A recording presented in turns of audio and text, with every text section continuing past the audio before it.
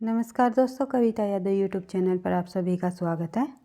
हिंदी विषय की संपूर्ण तैयारी को आगे बढ़ाते हुए आज की क्लास में हम करेंगे एनटीए नेट के पाठ्यक्रम में दिया गया परीक्षा गुरु उपन्यास, जो कि लाला श्रीनिवास दास द्वारा रचित उपन्यास है। परीक्षा गुरु उपन्यास से संबंधित हम समीक्षा और उसके प्रमुख पात्रों को देखेंगे। जो जो तथ्य परीक्षा गुरु से संबंधित परीक्षा में पूछे जाते हैं, हम उन सभी तथ्यों को करते हुए अपनी क्लास को आगे बढ़ाएंगे। इससे पहले हम एक उपन्यास कंप्लीट कर चुके हैं, जो कि देवरानी जेठानी की कहानी गौरी दत्त द्वारा रचित उपन्यास है। तो आज देख लेते हैं परीक्षा गुरु के संबंध में महत्वपूर्ण तथ्य।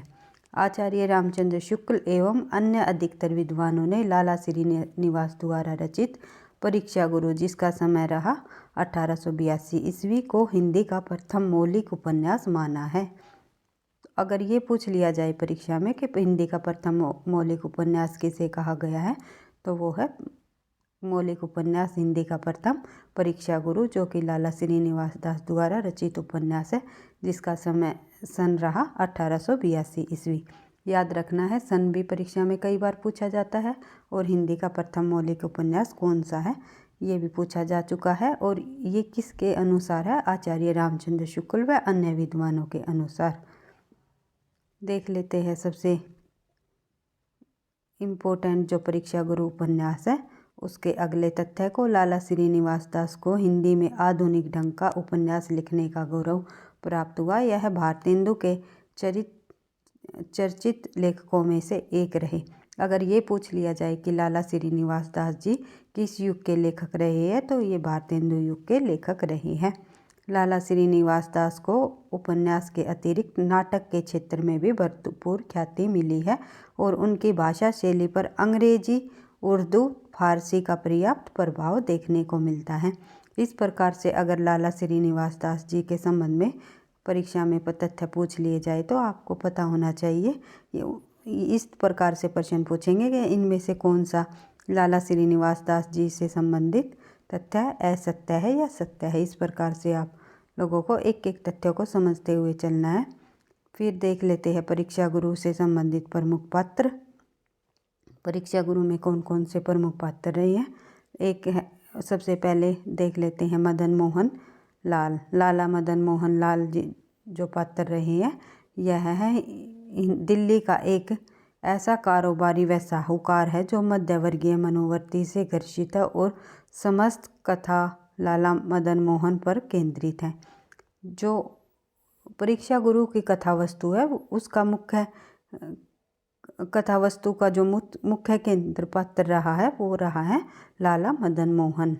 तो ये पूछ लेंगे कि प्रमुख किस पात्र के कथा प्रमुख केंद्र पात्र रहा है, तो आंसर हो जाएगा लाला मदन मोहन इसका प्रमुख केंद्र पात्र रहा है परीक्षा गुरु का। फिर है एक पात्र और ब्रज किशोर। लाला मदन मोहन जो प्रमुख पात्र रहा है उसके बाद एक पात्र और मिलता है हमें, ब्रज किशोर। ब्रज किशोर यह मदन मोहन का सच्चा मित्र है और बुद्धिमान व शिक्षित वकील भी है। पेशे से क्या है ब्रज मोहन, या सॉरी भाई ब्रज मोहन नहीं, ब्रज किशोर पेशे से क्या है? वकील। पेशे से वकील है ब्रज किशोर। और ब्रज किशोर के सहयोग से ही लाला मदन मोहन संकटों से उभरते हैं। और इसकी समीक्षा में हम देखेंगे किस प्रकार से इस परीक्षा गुरु की उपन्यास की समीक्षा रही, क्या इनकी कथा वस्तु रही। प्रमुख तथ्यों को हम देख लेते हैं कि किस प्रकार से परीक्षा में प्रश्न पूछ लिए जाते हैं। तो लाला श्रीनिवास दास का उपन्यास परीक्षा गुरु 1882 ईस्वी हिंदी का प्रथम मौलिक उपन्यास माना जाता है। ये तथ्य हमने देख लिया था। इस उपन्यास की कहानी दिल्ली के कारोबारी व साहूकार लाला मदन मोहन पर केंद्रित है। लाला मदन मोहन अत्यधिक संपन्न व्यक्ति रहे हैं, लेकिन वह पश्चिमी आधुनिकता के प्रभाव में पड़कर लगातार अपव्यय के कारण कई तरह के संकटों में फंस जाते हैं। लगातार अपव्यय के कारण यानी कि बुरी संगत में पड़ जाते हैं और फिर कई तरह के संकटों में वह फंस जाता है। कौन? लाला मदन मोहन। लाला मदन मोहन के कई चाटुकार मित्र भी रहे हैं जो उनको अवनति की ओर ले जाते हैं, यानी बुरे रास्ते पर वे ले जाते हैं। कौन ले जाते हैं बुरे रास्ते पर? मदन मोहन के मित्र, जो कि चाटुकार मित्र रहे हैं, जो उसे मदन मोहन को अवनति के रास्ते पर ले जाते हैं। अवनति पर ले जाने के लिए वे चाटुकार मित्र उन्हें यानी कि मदन मोहन को फिजूल खर्ची, विषाशक्ति, सुरा यानी कि शराब, वेश्या, जुआ आदि साधनों का प्रयोग करने के लिए प्रोत्साहित भी करते हैं। मदन मोहन के जो चाटुकार मित्र होते हैं वे मदन मोहन को बुरी जो संगतों में फंसा लेते हैं और बुरे बुरे कार्य करने को उत्साहित करते हैं। फिर इसके बाद देख लेते हैं, इस बुरे समय में बृज किशोर ही मदन मोहन का साथ देता है। जब बृज किशोर जो इनका एक वकील मित्र रहा है मदन मोहन का, वो मदन मोहन को बुरे रास्ते में, बुरे जो समय में उसका साथ देता है। जब वह बुरी संगत में पड़ जाता है, मदन मोहन कई संकटों में घिर जाता है, तो बृज किशोर ही और जो अन्य जो मित्र होते हैं वे एक साइड हो जाते हैं, हट जाते हैं, उसका साथ छोड़ देते हैं मदन मोहन का। लेकिन जब बृज किशोर इस स्थिति में देखते हैं मदन मोहन को, तो वह उसका साथ देता है और मदन मोहन को कुपथ बुरे रास्ते पर जाने से रोकने के लिए उपदेश भी देता है। कौन देता है उपदेश? बुरे रास्ते पर जाने पर रोकने के लिए मदन मोहन को इस प्रकार से पूछ लिया जा सकता है कि परीक्षा में, कि मदन मोहन को बुरे रास्ते पर जाने से रोकने के लिए उसे उपदेश कौन देता है? तो बृज किशोर जो उसका मित्र होता है वही उसे उपदेश देता है। अतः वह अपने बुद्धिमान व शिक्षित वकील मित्र लाला बृज किशोर के प्रयासों से ही संकटों से उभरता है और पुनः चापलूसों यानी चाटुकार व दुर्श्मनों के चक्कर में न पड़कर दृढ़ प्रतिज्ञा लेता है। जो मदन मोहन होता है, मदन मोहन पात्र होता है, वह प्रतिज्ञा ले लेता है कि अब मैं इन बुरे जो उसके चाटुकार मित्र हैं उनके संगत में नहीं पड़ूंगा, यानी कि उनके साथ नहीं रहूँगा। बढ़ते हैं आगे।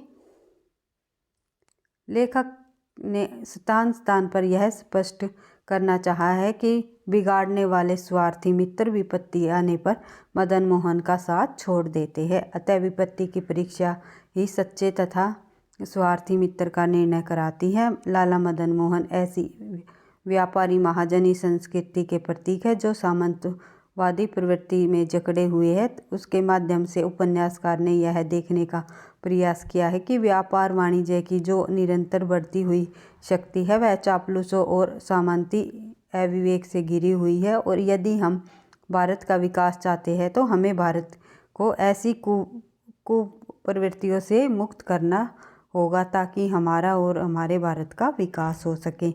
इस प्रकार से लेखक कहना चाहता है इस उपन्यास के माध्यम से कि जब व्यापार और वाणिज्य के क्षेत्र में जब बढ़ोतरी होती है तो कई तरह के जो बुरी संगत में घेरने के लिए चाटुकार मित्र भी हमारे साथ आ जाते हैं, और उनसे छुटकारा पाने के लिए किसी एक सच्चे मित्र की भी हमें आवश्यकता होती है। और इसी प्रकार बृज किशोर इनके मदन मोहन के साथ अपनी मित्रता को निभाता है और उसे उन चाटुकार मित्रों से छुटकारा दिलाता है, और उसके ऊपर आई हुई विपत्तियों से भी उसे छुटकारा दिलाने का प्रयास करता है और मुसीबत में उसके काम आता है। तो इन जो वाणिज्य और व्यापार और वाणिज्य में बढ़ते हुए बढ़ोतरी के कारण जब पैसा आ जाता है व्यक्ति के पास तो तरह तरह की मुसीबतें भी साथ आ जाती है। उन मुसीबतों से जो हमें छुटकारा दिलाता है, उन मुसीबतों जो साथ रहता है वही सच्चा मित्र होता है, कहना चाहता है उपन्यासकार। और यह भी बताना चाहता है कि इन बुरी प्रवृत्तियों में पढ़कर ही हमारा विकास नहीं हो पाता, इन कुवृत्तियों से बाहर निकलकर ही हमारा और हमारे देश का विकास हो सकता है। बढ़ते हैं आगे, देख लेते हैं नेक्स्ट तथ्य है परीक्षा गुरु उपन्यास जो है। परीक्षा गुरु उपन्यास में मुख्य रूप से देश की प्रति चिंता व्यक्त की गई है। इसमें अपनी पूंजी का संरक्षण भी करना चाहा है। उस पूंजी का संरक्षण तथा उपयोग अपने देश हित के लिए करना चाहिए। परीक्षा गुरु को समकालीन जीवन का प्रतिनिधि बनाने के लिए यथार्थ देशकाल के समावेश कथा को वास्तविक व्यापक बनाने के लिए लेखक ने अनेक विधियों का प्रयोग भी किया है। जैसे कि लेखक ने मूल कथा में ऐसे अनुकूल प्रसंगों की योजना की है जिसमें बातचीत तथा कथा के स्वाभाविक विकास में देशकाल व्यक्त हुआ है, जहां लेखक ने प्रत्यक्ष वर्णन नहीं किया, अपितु इसे नाटकीय विधि से पात्रों की बातचीतों से स्वाभाविक क्रम में व्यंजित भी किया है। ये आप लोगों को देख लेना है। इसके बाद थोड़ा सा और देख लेते हैं इससे संबंधित। कथा वस्तु केंद्रीय विचार और चित्रण पद्धति को देखते हुए परीक्षा गुरु को उपन्यास की अपेक्षा उपदेशाख्यान कहना अधिक उपयोग होगा। तो ये यहाँ से भी एक तथ्य बन जाएगा परीक्षा में पूछने लायक कि इनमें से किस उपन्यास को उपदेशाख्यान उपन्यास कहना अधिक उपयुक्त होगा, तो वो हो जाएगा परीक्षा गुरु। परीक्षा गुरु में पात्रों के कार्य व्यापार भी विरल कम है।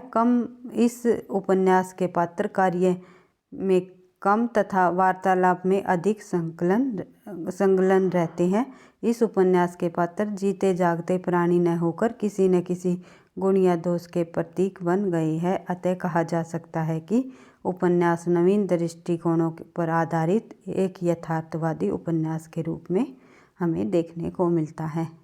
तो ये रहा है हमारा परीक्षा गुरु उपन्यास, जो कि लाला श्रीनिवास दास द्वारा रचित रामचंद्र शुक्ल के अनुसार हिंदी का प्रथम मौलिक उपन्यास माना गया है। तो इससे संबंधित हमने इसकी समीक्षा और पात्रों को समझ लिया है। इससे संबंधित अगर परीक्षा में कोई भी प्रश्न पूछ लिया जाएगा तो हम सही आंसर तक आराम से पहुंच पाएंगे। तो वीडियो अच्छी लगी तो लाइक करना, दोस्तों के साथ शेयर करना, चैनल पर पहली बार हो तो सब्सक्राइब कर लेना, पढ़ते रहना, आगे बढ़ते रहना। थैंक यू, धन्यवाद।